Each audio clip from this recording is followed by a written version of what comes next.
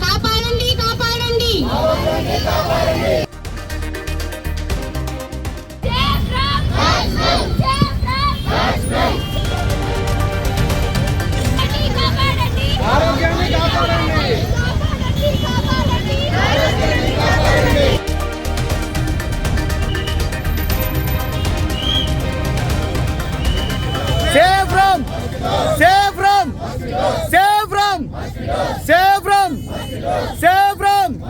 దాదాపు 10 కాలనీ వాళ్ళు ఒక యూనిటీగా ఉండి దీన్ని సాధిస్తాం. ఆ నమ్మకం పూర్తిగా ఉంది. వచ్చే మే లోపు, సమ్మర్ లోపు అది ఖాళీ చేసి డ్రై చేసి మన కార్పొరేట్ రెస్పాన్సిబిలిటీ కింద ఆంధ్రప్రసాద్ గారు ఏదైతే చేయదలుచుకున్నారో వాళ్ళు చేసేటట్టుగా మేము ఖచ్చితంగా దాన్ని ఆయన వేడుకొని ఖచ్చితంగా చేపిస్తాము. ఈ సమస్య మాత్రం ఈ సమ్మర్తోనే కంప్లీట్ అయ్యేటట్టుగా పట్టుదలతో కృషి చేస్తాము. మీరందరూ సహకరించాలి. Thank you very much.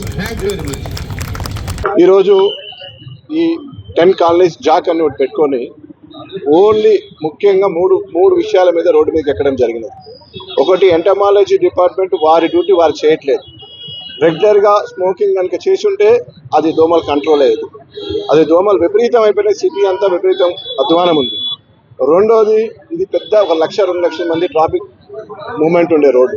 ఇక్కడ చిన్న పిల్లలు పొద్దున బయటకు వచ్చేది, పెద్దలు సీనియర్ సిటిజన్స్ బయట తిరిగేది. ఇక్కడ ఒక స్పీడ్ బ్రేక్ కావాలని వీళ్ళు ఎప్పటి నుంచో డిమాండ్ చేస్తుంటే అది చిన్న డిమాండ్, అది చేయలేదు. మూడోది, ఎల్లమ్మ చెరువు ఉంది. ఎల్లమ్మ చెరువును ఎప్పుడో ఒకసారి తూత్ పాలిష్గా చేస్తారు, గుర్రపు ఎక్కాని ఒక మూలకు మిషన్ పెట్టి తీసేస్తారు, మళ్ళీ దాన్ని కంటిన్యూటీ చేయట్లేదు. మీరు ఒకవేళ చేయలేదు, డిపార్ట్మెంట్ కాదంటే మేము చందాలు వేసుకొని చేస్తాం. మాకు అవకాశం ఇవ్వండి, మేము చందాలు వేసుకొని దాన్ని క్లియర్అప్ చేసి చుట్టుపక్కల కాలనీ వాళ్ళందరినీ దానికి ఒక జాకే చేసుకొని మేమే క్లియర్ చేసి మేము వాకింగ్ ట్రాకే చేస్తాం. దాంట్లో రోజు తీసుకొచ్చి డంపింగ్ యార్డ్ కింద మటన్ చికెన్ షాపులు అన్నీ తీసుకొచ్చి దాంట్లో వేయడము, ఇటు పక్క కొబ్బరి ముక్కలు తీసుకొచ్చి ఎండినాయని దాంట్లో వేయడము, ఇది అధ్వానంగా ఉంది. ఇంత పెద్ద లక్షల జనం ఉండే ఏరియాలో నేను ఎంత సెన్సిటివ్గా చూసుకోవాలా. ఒక above middle class family, software employees, అంత రిటైర్డ్ ఎంప్లాయీస్ అందరూ కూడా ఈరోజు రోడ్డు ఎక్కి ఈ వర్కింగ్ డే రోజు 4 గంటలకు వచ్చి వాళ్ళు రోడ్డు ఎక్కారు.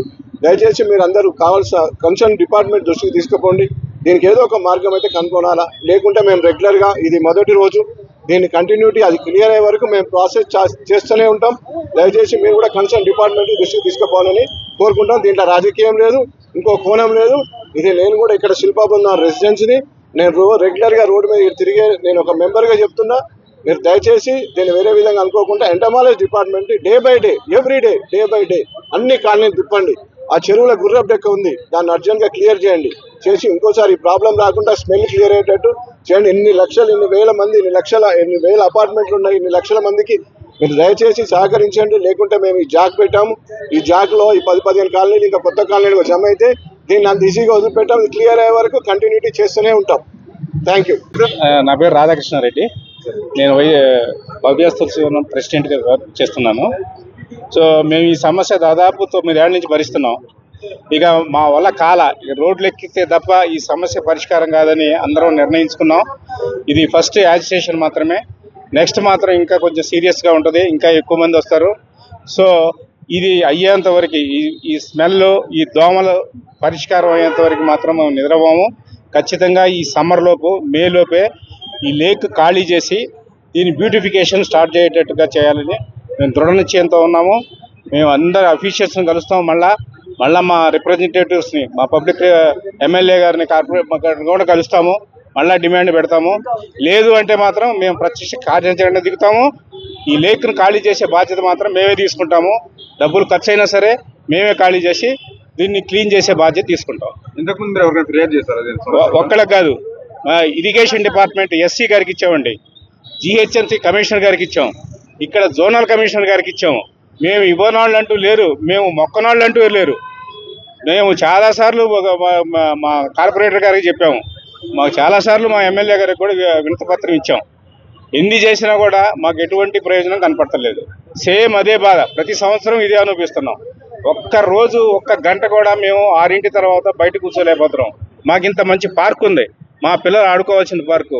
మీరు చూడండి, 6 అయితే మా తులసివనంలో కర్ఫ్యూ ఉంటుంది, ఎవరు బయటికి రారు. అవసరం అయితే తప్ప ఎవరు బయటికి రారు. మా పిల్లలు అయితే స్కూల్ నుంచి వచ్చిన తర్వాత ఇంట్లో నుంచి బయటకు వచ్చే సమస్య లేదు. పాపం అంత బాధపడుతున్నారు మా పిల్లలు. ఇంత పార్క్ పెట్టుకొని ఇన్ని వసతులు పెట్టుకొని కేవలం గవర్నమెంట్ అఫీషియల్స్ నెగ్లిజెన్స్ కేర్లెస్ వల్ల మేము ఇన్ని బాధలు పడుతున్నాం ఇన్ని సంవత్సరాల నుంచి. దయచేసి ఇప్పుడైనా మీ ద్వారా చెప్తున్నాను, మేల్కొనండి. దయచేసి మా సమస్యను పరిష్కరించండి. మేము ప్రతి సంవత్సరము పక్కా ట్యాక్స్ కడతాము. మీరు మాకు చేసే ఒక్క పని కూడా లేదు లోపల, అన్ని మా ఖర్చుతోనే చేయించుకుంటున్నాం. ఇది మీరు చేయాల్సిన మినిమం బాధ్యత. గవర్నమెంట్ జిహెచ్ఎంసీ చేయాల్సిన బాధ్యత. గుర్రపు డెక్క తీయటం కానీ, ఈ దోమ కానీ, ఎంటమాలజిస్ట్ కానీ ఎవరు చేయరు.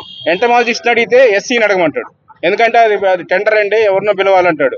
ఆయన ఈయన మీద చెప్తాడు, ఈయన అంటాడు అది ఎంటమాలజిస్ట్ పని అంటాడు. అది ఎవరి పనో నాకేం అర్థం కావట్లే. ఏ డిపార్ట్మెంట్కి మధ్య ఎక్కడ కోఆర్డినేషన్ ఉండదు.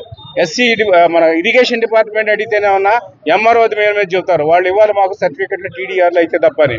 వీళ్ళని అడిగితేనేమన్నా మాదేం లేదు వాళ్ళదేని వాళ్ళు చెప్తారు. సో ఎక్కడ కోఆర్డినేషన్ లేదు. అందుకనే మేము ప్రత్యక్ష కార్యాచరణ దిగాము. ఎట్టి పరిస్థితులు ఆగేది లేదు. దీనికన్నా కూడా తీవ్రతరం చేస్తాము. మే లోపు మాత్రం జరగకపోతే మాత్రం మేము మార్చిలోనే ఈ ఖాళీ చేసే బాధ్యత కూడా తీసుకుంటాం. నా పేరు శ్యామ్ అండి. నేను ఇప్పుడు ఇక్కడ 8 years నుంచి ఉంటున్నాను తులసివనంలో. మేము బ్రహ్మాండంగా తులసివనం లోపలంతా మంచిగా మేనేజ్ చేస్తాం, బ్రహ్మోత్సవం చేస్తాం. ఇది ఒక్కటే రిక్వెస్ట్ చేస్తాం గవర్నమెంట్కి, ఎందుకంటే ఇది మా కంట్రోల్లో లేదు. మేము ప్రాపర్టీ ట్యాక్స్ కడతాం, ఒక్క డబ్బు కూడా డిఫాల్ట్ లేదు ఇక్కడ. ప్రాపర్టీ ట్యాక్స్ అందరూ కష్టపడి ప్రాపర్టీ ట్యాక్స్ ఇయర్ క్లియర్ చేస్తున్నాం. డిఫాల్ట్ ఉండిన మా అసోసియేషన్ వాళ్ళ ఇంటికి వెళ్ళి ప్రాపర్టీ ట్యాక్స్ క్లియర్ చేసేట్టుగా చూస్తున్నారు. Electricity bill no outstanding. అయినా ఇంత మంచిగా కోఆపరేట్ చేస్తాం గవర్నమెంట్తో, కానీ ఒక లేక్ ఇష్యూ ఇన్ని రిక్వెస్ట్ చేసిన తర్వాత కూడా అవ్వట్లేదు. స్పీడ్ బ్రేకర్స్ ఏమన్నా రిక్వెస్ట్ చేస్తాం, అది అవ్వలేదు. ఇన్ని డెంగ్యూ మలేరియా కేసెస్ వస్తున్నాయి. పిల్లలకి ఎంత డేంజరు, పిల్లలకి ఇంకా సీనియర్ సిటిజన్స్.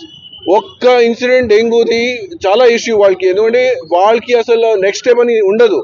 హాస్పిటల్లో వెళ్తే ఇంకా మళ్ళీ వస్తారో లేదో తెలియదు. అలా పరిస్థితి ఉంది ఇప్పుడు. Dengue, malaria, chikungunya. పిల్లలేమో ఇంత మంచి లేక్ ఉంది, వాళ్ళకి ఎక్కడైనా చూద్దామన్నా అక్కడ లేక్ అసలు లేనే లేదు. ఇప్పుడు ఎన్క్రోచ్మెంట్, అందుకోసం హైడ్రా పికప్ చేస్తాం. లేక్లో ఎంత ఎన్క్రోచ్మెంట్ ఉంది, డంపింగ్ అవుతున్నాయి, ఇల్లీగల్ డంపింగ్, అన్ని పొల్యూషన్ చేస్తున్నారు. ఈ చికెన్, మటన్ అన్ని వేస్టేజ్ అన్ని దాంట్లో పడేస్తున్నారు. ఇవన్నీ మేము చూస్తున్నాం. సీసీటీవీ కంట్రోల్ కావాలి. లేడీస్కి ఎంత సెక్యూరిటీ ఇష్యూ ఇక్కడ. రాత్రిపూట సీనియర్ సిటిజన్ ఆటోలో బయట వెళ్ళలేరు, ఎందుకంటే అక్కడ 2 వైన్ షాప్లు ఉంది. వాళ్ళు వచ్చారా గుద్దేస్తారు, మరి సారీ చెప్పేసి వెళ్ళిపోతారు. ఒక మనిషికి సీనియర్ సిటిజన్కి ఆటో గుద్దింది ఇక్కడ ఈ బ్లాక్లో. ప్రసాద్ హాస్పిటల్లో అడ్మిట్ చేశారు. 2 లక్షల ట్రీట్మెంట్ కాస్ట్. ఆటో వాడు ఇస్తాడా? ఇయ్యడు. కొన్ని లేక్ స్పీడ్ బ్రేకర్ కావాలి, మాకు స్పీడ్ బ్రేకర్ కావాలి, ఇక్కడ స్పీడ్ బ్రేకర్స్ కావాలి. So that almost 20 school buses వస్తాయి ఇక్కడ. 1000 ఫ్లాట్స్ ఉన్నాయి. ఆల్మోస్ట్ 20 స్కూల్ బస్సెస్ వస్తాయి. మీరు 3-3.5 చూస్తే స్కూల్ బస్సెస్ చాలా వస్తాయి. సో దాని ప్రకారంగా మేము ఒకటి స్పీడ్ బ్రేకర్స్ రిక్వెస్ట్ చేసాం. ఒక సీసీటీవీ కంట్రోల్ కావాలి అక్కడ లేక్ జ్యూరిస్డిక్షన్ కి, ఎందుకంటే ఇది మేము ఆపలేము, వీళ్ళు ఎన్క్రోచ్మెంట్ చేస్తూనే ఉన్నారు. థర్డ్ థింగ్ ఈజ్ అర్జెంట్ గా మస్కిటో ఇష్యూ సాల్వ్ చేయాలి. నా పేరు సౌజన్య అండి. తులసివనంలో ఉంటాము మేము. ఇక్కడ చాలా ఎక్కువగా మీకు తెలిసిందే ఈ లేక్ వల్ల, మేము ఈ లేక్ లో ఉన్న గుర్రపడెక్క వల్ల మేము చాలా మస్కిటోస్ ఇష్యూస్ ఫేస్ అవుతున్నాం. తర్వాత స్మెల్ కూడా చాలా వస్తుంది అనమాట.